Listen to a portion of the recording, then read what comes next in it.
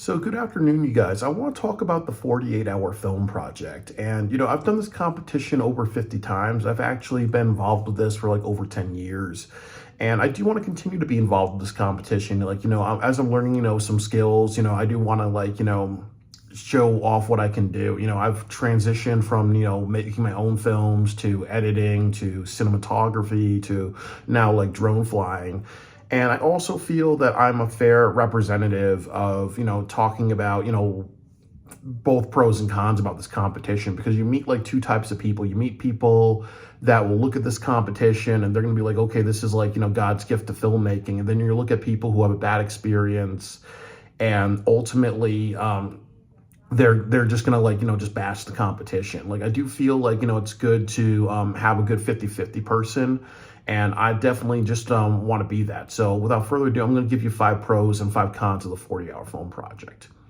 So my first pro is that it's good for beginner filmmakers. And what that means is that with beginner filmmakers, if you are part of a high school, an actor's gym, a college, or, a community of people who want to make a film, this is a good place to show your work, because more than likely what happens is that when you make a film for the first time, it's not going to be shown in any type of theaters. That's usually when you do a couple of films and the craft is good. Also, there is a lot of politics in filmmaking. So, if you're unknown, you can go like 5-10 years without your work being shown, really. So this is a competition where the philosophy is to show everybody's work and really to celebrate filmmakers all together, really. So it's great for beginners to just apply themselves, and that's the big point of this, is to apply yourself.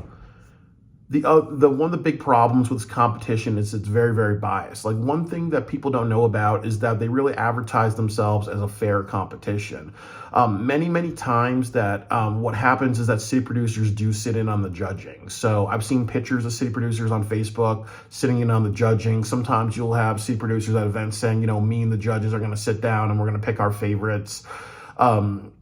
I've definitely seen, and everybody's talked about this, that this is a very pro-woman competition. So, like little girls and, women have a better chance at winning than men. Definitely, a lot of times in the competition, it's preferably white people that usually win. But however, there have been times that, like other people have, other races and other groups of people that win, but it's preferably, women are usually the winners. And also, like, as I said, 100% that city producers do sit in on the judging. So obviously it goes the way of the city producer. And, I can give you examples that I remember, doing it for one competition, and the city producer was doing like this very sentimental video about saying it's a fair competition. And then, she tells me to my face, I'm going to sit in the judging and I'm going to make sure the judges pick how I want it to go. Another time, I remember there was one team nominated over 25 times for a special category. So 25 women on a project were nominated for one award. There's been many times people complain about how a great acting performance can lose to somebody saying one line of dialogue for best actor or whatever. So definitely it has an issue with being very biased. The next thing is that it removes the impossible aspect of filmmaking. And what does that mean? Is that there's a lot of people who think filmmaking is impossible. They'll say to themselves, oh, well, in order to make a film, you must have $1 million, $100,000, or a couple of $1,000s. Oh, well, filmmaking must mean you have to go to California and relocate there. Oh, filmmaking means that, you have to have experience as a director, really. And I think when you do the 40-hour film project, you do like maybe a maximum of 5 of these. You kind of like tell yourself, okay, it's really not that hard. It's bringing people together. It's also understanding that sometimes people will flake, and then you still got to make a project. And ultimately that's filmmaking. It's ultimately starting from nothing and working with what you have at your social economic level, and then building yourself upwards from that, and ultimately going bigger and better every single time. So that's why, it's a good competition, because there's been a lot of people in this world who think that as I said, filmmaking is just going to Hollywood and having $100,000 and having a cast and crew that you're paying, all that stuff. No, it's starting from the very, very bottom and working your way up, really. And it's not impossible. It's really about initiative. So, it removes that, element of impossibility, because I think like a lot of filmmakers that I see now are those people who have nothing and they're trying to work towards something. So it removes that element of thinking that filmmaking is impossible. Another con is that they have a very, very bad human resources. That some of the issues that, happens in the 48 is that, there could be bullying, there could be disagreements, there could be unjust disqualifications. And many, many times, so another con of the competition is that they have a very bad human resources. Like some of the issues that do happen in the 48-hour film project is, city producers being unprofessional. That's not all of them. There's a lot of very professional ones. Another issue could be, if there is a team leader that is disrespectful to a city producer, and there are plenty of team leaders that are respectful. Or another issue that could be that there could be, bullying between, members of a team, unjust disqualification of films, or double standards, or other things like that. So usually with the 48, and what I've seen is that they usually try to do one of two things. I think that sometimes they try to scrutinize the city producer, or put a lot of pressure on them to be like, okay, we don't want any more complaints. Another thing that they'll do is if there are a lot of complaints on city producers, that they'll try to remove them. And sometimes it's justified. Sometimes it could be a bunch of sore losers trying to get the city producer out. And sometimes they'll do active ignoring, which means that, I had an issue of bullying, mental health discrimination, and racism. But I also, on my side, was unprofessional in many different areas. So it was like a situation of accountability on my side and accountability on the other side. And what I would say is,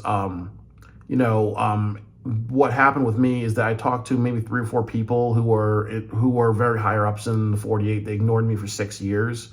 And then when the city producer was talking about like the things that I did wrong, they actually got back and helped her out within like 6 hours, really. So 6 years they ignored me, but in 6 years they ignored me, but in 6 hours they got back to me because a city producer had an issue with me.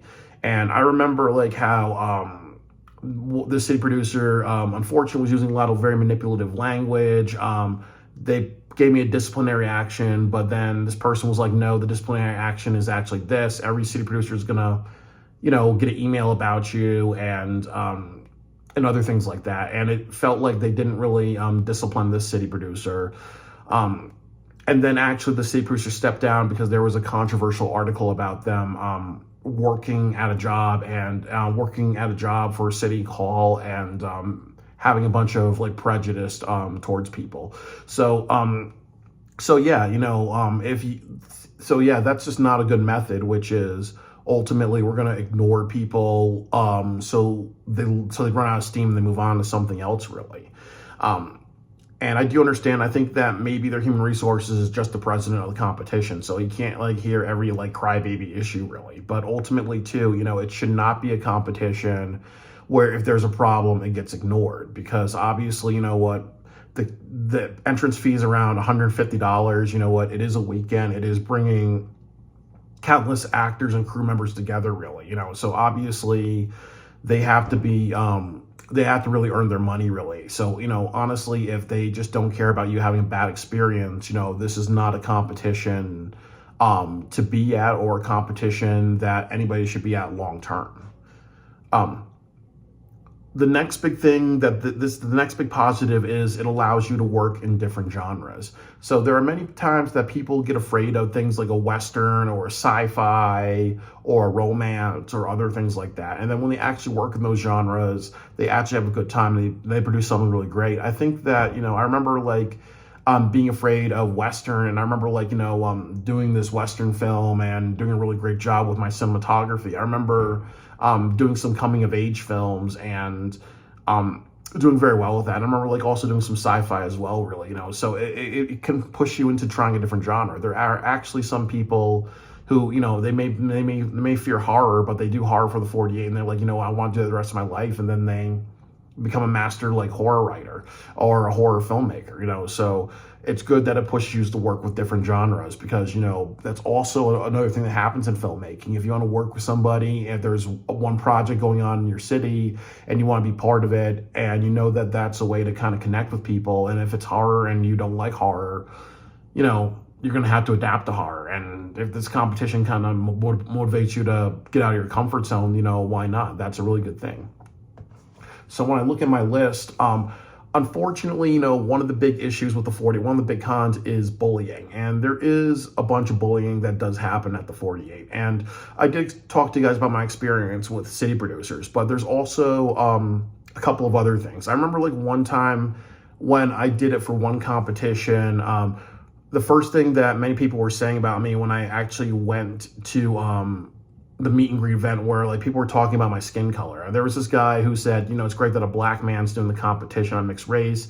There was another woman who said, what, Byron, why don't you want to work with me? Is it that black people want to work with other black people? And I remember like, also to bring this up to people in charge of the competition, and 0% of the time they actually addressed this. Another time too, I worked with a filmmaker up in Massachusetts, and they did something where they told me to edit the project, and they kept having meetings with me saying like, your editing's good, and then they submitted another film without my name on it, and they did their own editing, so they're manipulating me. And then I also remember there was this guy in Connecticut who was a bully, and he said like, he hates the competition, F the competition. And then he actually shows up, and he actually was helping out like an 8-year-old girl with her project, and he had like, a bunch of people join the project and help her out really. So he's almost like, bullying certain people and being bullying certain people, lying to certain people, backstabbing certain people, and then just kind of smiling for the camera and everything like that. And then I'll also remember like there's situations where I've been taunted by city producers. I've been in situations where city producers have actually lied to my face and said, you can't participate because you're from the US, you can't do it for our country. And then I've also been in situations where I've had city producers antagonize me in emails, and also just antagonize me at events really. So there is a bunch of bullying that does happen in this competition. And I actually will say that to you a couple of things. That first of all, I think it's very important to do reaction videos to the 48 if you had a good experience or bad experience, to kind of put it out there. The next thing that I will say is ultimately too, like I've learned in my life that, I have mental health issues. So a lot of people think that they can treat me like I'm mentally retarded, like I'm too stupid to realize that I'm being insulted, or somebody saying something offensive about my race. I'm mixed race, but people consider me a black man. But the more I kind of like put these things out there, the more it kind of says, okay, things need to be worked on in this competition. Because if it's a competition that says it's for everybody, and people are talking about like racism and sexism and other things that happen, it's not good. And then I think the other thing that I've learned is also too that, obviously, like once again, reviews and talking about this competition is very, very important, both good experiences and bad experiences, and that's one of the reasons why I'm doing this video, just because I want to make sure that everybody has a good experience. But, bullying is not acceptable. And ultimately, as we know, that if somebody's bullying you, it doesn't mean that you're easy. It means that there's more problem with that person's psychology. There's more problems that they have to deal with. And usually the teams that rely on bullying and intimidation and disrespecting their crew, and like it's always about the person running the project, they usually do well 1 or 2 years, and then the rest of the time they don't do so well. I remember like, one final example like is that I did for the Virginia 48, and there was like there was 2 problems that happened on the team. I was the editor. I remember the director and coming into like the bedroom, stealing like stealing my laptop, and then actually just editing the project. And the project was late because he said, I want to edit it on Sunday afternoon after church, really, when I said, no, we're going to edit it, like Saturday night. But he stole my computer just to do the editing, and then he fucked the whole project up, and nobody really worked with him after that. And then another time on that same project, he had a friend that would come in that was drunk. I remember like, I went to a restaurant, got a bunch of nachos, and this guy was like kind of being like a goalie, like, hey, you're not coming into the kitchen and getting your nachos, because the reason why he did that was because he was cooking for everybody. He wanted to hide the fact that he was taking shots of shots of like of miniatures. So I didn't end up working with that guy again. I didn't end up working with that team because I was like, saying, okay, now not only does the director want want to do what he wants to do. Now he's having people who are coming on drunk, bossing around, and then this guy had a big flip out because there was a family issue. So he was flipping over tables, he was messing up the party that we had at the end. Really, I was like, and nobody worked with this guy ever. Nobody worked with that team ever again because one of the friends was like a drunk really and had all these issues. So bullying is definitely, unfortunately, a big issue in filmmaking. It's unacceptable. And I think that, also, you don't work with teams like that. And then also, too, it's important to talk about certain issues. I will say that the next thing that I want to talk about is working relationships. That's a positive. And what that means is that usually there are people who do the 48, and sometimes they can have friendships for life, really. I've known people through the 48-hour film project that I've been friends for over 10 years with. I've known some people who actually gotten married because of the 48 and just have kids and families. I've known some people who, they become like Matt Stone and Trey Parker, where they have lifelong working relationships. So, it's a good way to kind of connect with people. The next thing that I'll talk about is a diminishing return. There are two types of people in the 48. No, there's three type of people. There's the one-timers, you do it one time. There's the mid people where you do it like three to six times, then you're done for life, really, because you realize, has a diminishing return. And then there's the lifers. And the lifers are the people that are two types of people. There are people who have the mentality of they want to win, they want to go to con, they want to like win the grand finals, and they think that, this is like the biggest thing in filmmaking to them. And they're going to like live and die that way. And then there are some people who have a healthier approach, which is they want to come back every single year and participate on teams and do an excellent job, really. So yeah, it's not good when you do this competition, so many times, really going after awards and going after, trying to win the grand finals. Because like I said, it's definitely a very biased competition. And then also too, like sometimes you look at the quality of winners, and sometimes there's a lot of great quality. Sometimes there's no quality. Sometimes, okay, it's clear that it's a friend of a city producer. So ultimately, if you're investing so much time and so much resources trying to win and being about winning, those wins may never come to you because it's wired to be about the city producer's friends. The other reason why it's a diminishing return is that honestly, as many people say, that filmmaking is not a weekend project. It's something where you spend months on. There are people who even spend years on a short film, like 15, 20 minutes. There's people who spend years on a project like that. There are people who may do something like they may make a short film and then they may spend the whole entire summer doing it. There's people like me who I take my drone and I do drone assignments.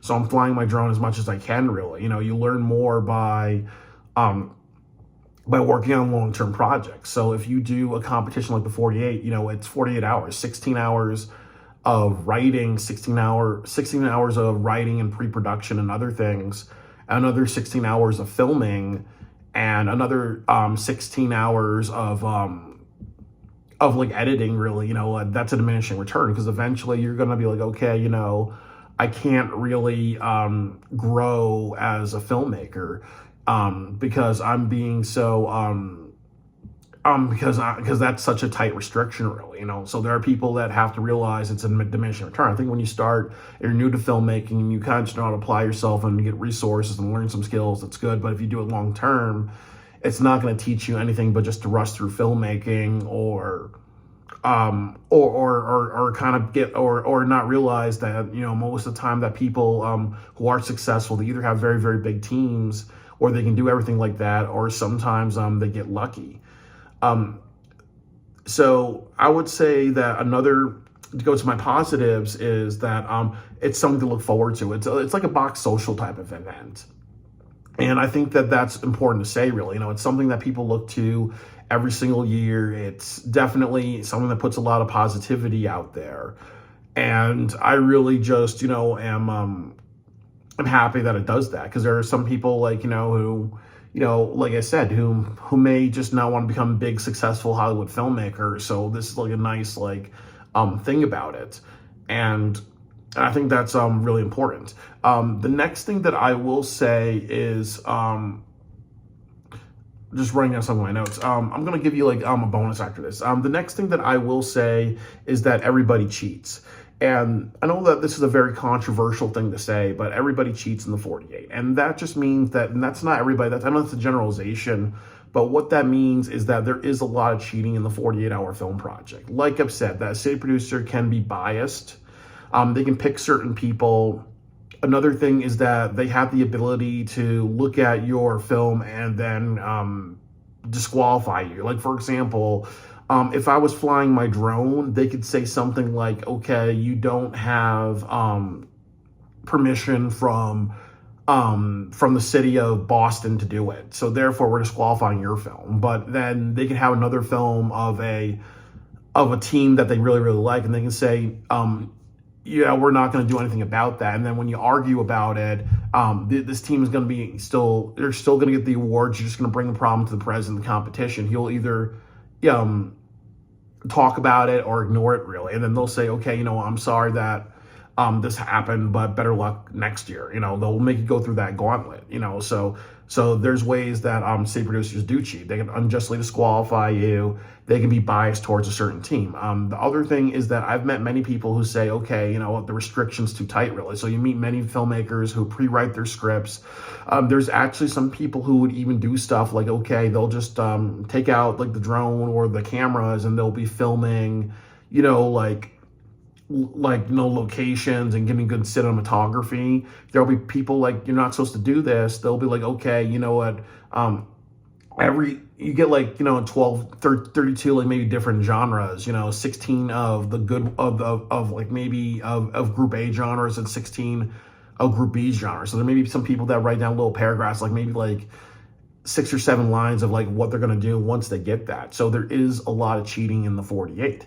And I also will say this, that there is pro quo. And that just means is that, let's say if I own a production studio, and if I said something like, okay, everybody who helps me out this weekend on for my 48-hour film project, I'm going to do something where I'm going to actually have, I'm going to pay you guys overtime 1 or 2 days next week, or I'm going to pay you guys all overtime next week, or I'm going to do something like give you guys a time off day.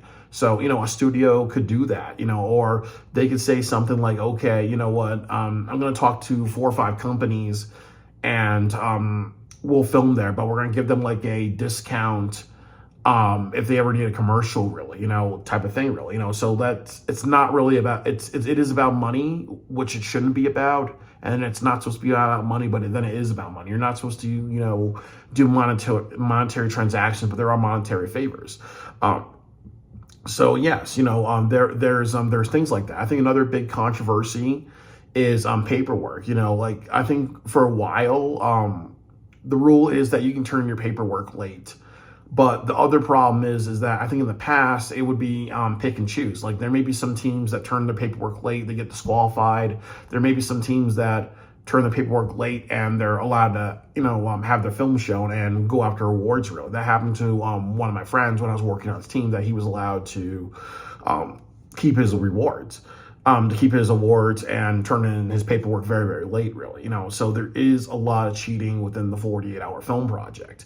And again, as people say, it brings me to my last point, which I'm going to say a little bit later, but it's lost its heart, really. But the problem is that, that there's a lot of people who do the 48 and run it and say like, okay, they're nincompoops and, the winner is always going to prosper. No, that's not how it is. It's sometimes like that lesson from Naruto, the cheating exams. It's ultimately, cheating, but not getting caught with your cheating is what people do, really.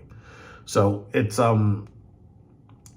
definitely unfortunate that happens, but it's also good to talk about that. There is a lot of cheating to get films done by city producers and by participants. I remember like one of my friends who used to do the 48, JV. He did say, yeah, I wrote the script for my project, like a few days ago and other things like that. So there is a lot of people who do cheat in this competition. And sometimes when city producers find out, they'll pick and choose who they're going to care about, whether they're going to like disqualify the person or not disqualify the person.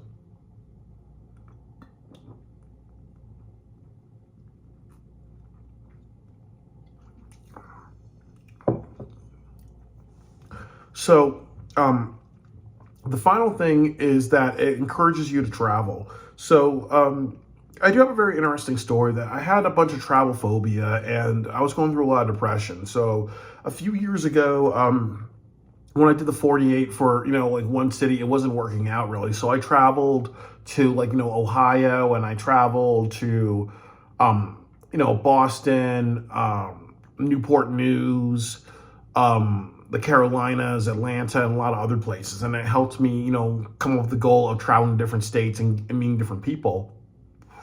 And I was also being bullied a lot in my home state. People talking about my skin color and people talking about, my mental health, or being like, okay, part of being a good filmmaker is to bully people and treat people differently. Like I met a lot of filmmakers who are like that. So when I did the 40, it allowed me to travel and see different areas, but also too that sometimes you realize that what your home state, your home city, where you're doing the 48, it's not the place for you, So it's good that I encourage you to travel into the world, because there's plenty of people who may be like, okay, I connect with Massachusetts filmmakers, so I'm going to go to Massachusetts and have a career there. Like there's a lot of like encouraging people to travel, and that's part of filmmaking, is to get up and go to where your work is being done really. Like I remember going to New York and working on a bunch of different projects for, like half a year. I remember, going up to Rhode Island and never having a problem there. I remember going to Massachusetts, never having a problem up there. So definitely, it encourages people to travel and move. And definitely I can say that I am a filmmaker that has flown my drone, has done like filmmaking projects or personal assignments in all parts of the U.S. really, and that's usually what professional filmmakers do. Like they're not people who stay within their state; they travel all over really. So it encourages you to travel and see different areas and ultimately connect with different people. And sometimes you realize, hell, if there's a great scene in Denver where I'm vacationing right now, and they have good 48s and I'm connecting with people, hell, I'm gonna like maybe spend like 4 or 5 days in Denver participating on their 48, doing a hell of a job and just showing the team that I'm part of that I deserve to be there. So so it's good that encourages people to travel.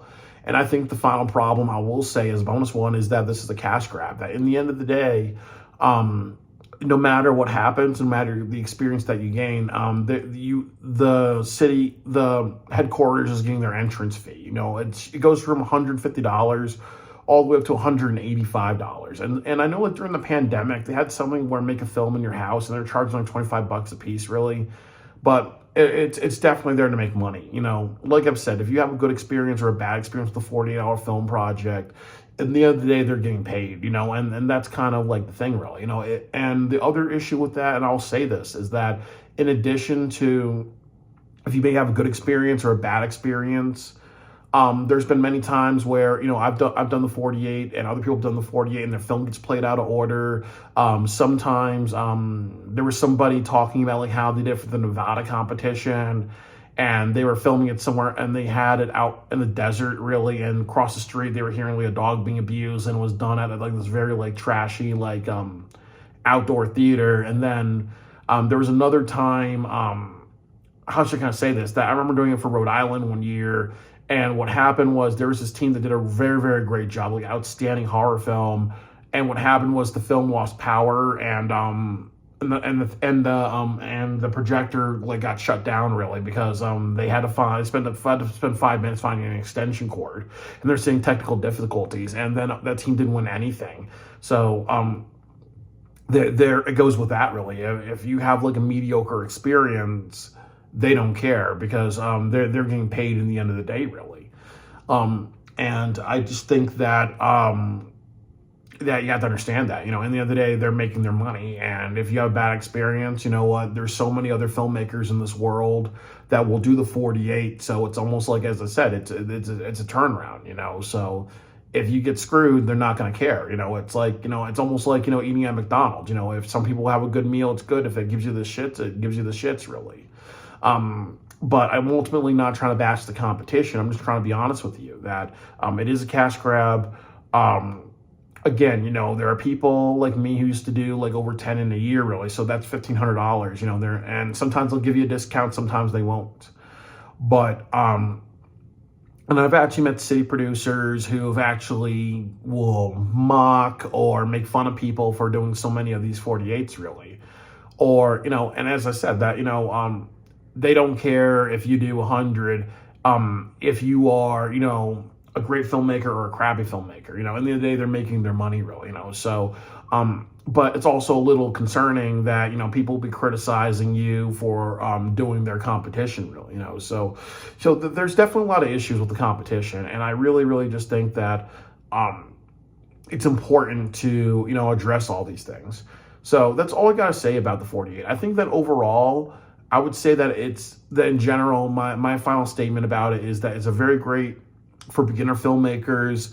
It's a great competition if you're in a city where you do feel respected and the respect is kept, really. I think that once it gets to a point of being of you receiving disrespect, of realizing that it's not helping you grow as a filmmaker, then it's just not worth doing. And then ultimately, too, as I say, that if you have legitimate bad experiences, it's okay to talk about that online, really, because honestly, you know what, again, nobody should be experiencing racism or mental health discrimination or receiving the mentality of, okay, you know what, you had a bad experience, so you're going to walk away, but there's no consequence for people giving you a bad experience, So there's definitely a lot of things to be said about the 48-hour film project, and I'm not anti 48-hour film project. I just want everybody to have a great experience with this competition. And ultimately, too, that if there are any problems, they need to be talked about. It's not good for this competition to be a facade of